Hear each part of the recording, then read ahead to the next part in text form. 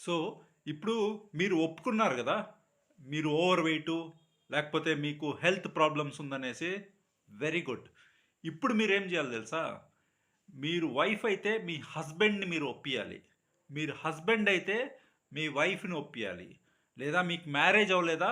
మీ పేరెంట్స్‌ని ఒప్పియాలి. వాళ్ళందరూ ఒప్పుకోకపోయినా గూడా పర్వాలేదండి. మీ హెల్త్ మీ చేతిలో ఉంది. మీ హస్బెండు, మీ వైఫ్ ఒప్పుకుంటేనా మీరు డైలీ తినేది 3 పూటలు? అట్టేం గాదు గదా! మీకు ఆకలేస్తుంది మీరు తింటున్నారు. హెల్త్ గూడా అంతే. మీకు ఆకలేయాలి. దాన్ని రెడీ చేసుకోవాలనేసి. అప్పుడు ఎవరు ఆపలేరు మిమ్మల్ని. రైట్? కానీ ఫ్యామిలీ సపోర్ట్ ఉంటే చాలా ఈజీ అవుద్ది. లేకపోతే కూడా no problem. You can do it.